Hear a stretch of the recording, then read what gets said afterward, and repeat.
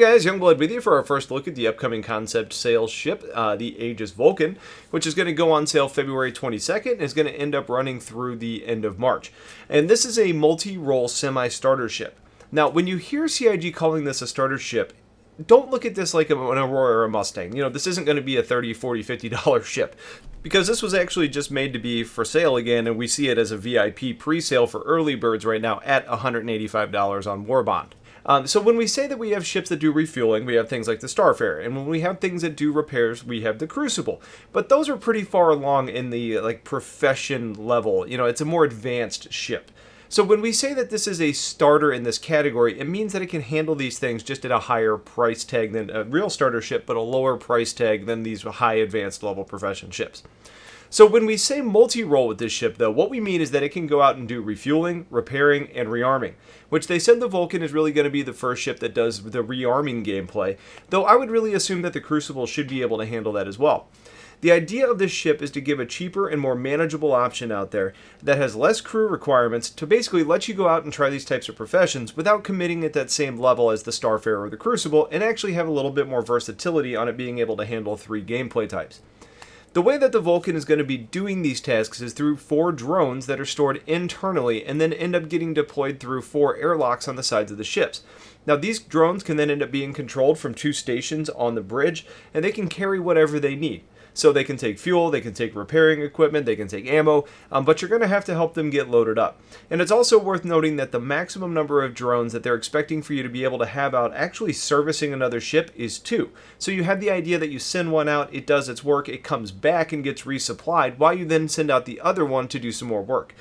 The other part of that idea is that the ship is intended to be able to stay out for long periods of time, meaning that the chances of you having a drone get damaged or destroyed is at least fairly high, so you have redundancy there in case one does fail.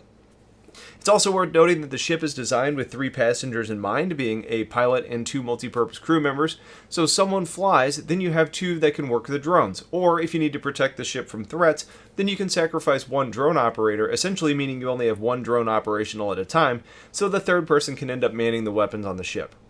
The good news is that the ship does have crew quarters that has beds, showers, and a kitchen area, meaning that you've got extended missions that are going to be options for you, and you're going to have less reliance on bases, meaning you can stay out for a long period of time.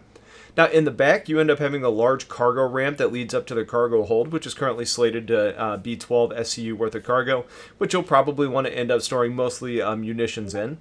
To the right, you can take an elevator up to the crew area or to enter the main drone storage area. And then past that, you get into the large bridge and crew station area. Now, the cockpit, which looks very Drake to me, actually has some retractable plates that can help protect in fights or maybe in debris fields, and almost seems similar in function to those that we see on the Carrack. Looking at the video, it appears that most components on the ship are actually medium size, which is a good thing for the ability to power many objects at once, which this ship is actually going to require, though you'd almost hope for large, but then again, it kind of depends on how big this ship is and what the defensive abilities are. You know, if it's got, the shields, if they're very large or powerful, then that's going to be a large power drain as well. So we just have to kind of see more specifics there. Based on the look of the ship, I think it really says Drake or Consolidated Outlands more than Aegis to me, which I'm sure people who are tired of seeing Aegis ships consistently popping up are likely saying the same thing. But in the reveal, they said it's designed to look like a baby reclaimer, which I can see to a certain point. But it says Big Cutlass to me more, you know, even with the drone doors on the sides and kind of the wings, it just looks like a Big Cutlass. The cockpit looks very Drake to me, so I don't know, but apparently it's Aegis. They have 3 skins for it, which would be a military green, the blue, and a yellow, which is kind of like a hazard theme or construction equipment. For me, this is one of the more interesting releases that we've seen for a while, and it makes me kind of wonder how many Starfarers or Crucibles are going to end up being melted because they wanted this gameplay, but maybe not at the cost or the scale that they bought in at. Now, I expect there to be a lot of limitations on this ship, like inability to collect fuel, just use what it has, or inability to work on a ship in an atmosphere, like the Crucible, who can cover themselves in the Scarab, or limitations on what size it can repair. You know, we don't hear about this becoming an unfolding scaffolding like the Crucible can. So at $185 for VIP and on Warbond, that means you can expect around $200, and then you can imagine all the different packages that we're going to get as, just different options that are available for us. So with that in mind, as far as the should you buy, this isn't our should you buy video. We're always going to make one that when we actually have further detail that we can cover and give you a better recommendation, then I'm going to do it at that time frame. Now, if you absolutely have to get in there and you're like, I've had $200 to spend on this game and this is exactly what I want to do, then by all means go for it, because I think this is a ship that gives you a lot of versatility, and versatility is something that I personally highly value in the game.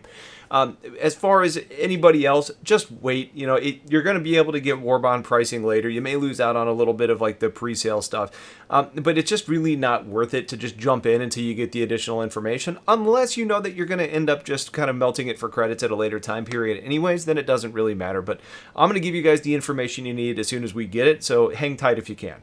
Otherwise, if you have questions, get them in. You know, if you have comments about the ship, let us know too. Otherwise, stay tuned for a lot more. Have yourselves a wonderful day, and take care.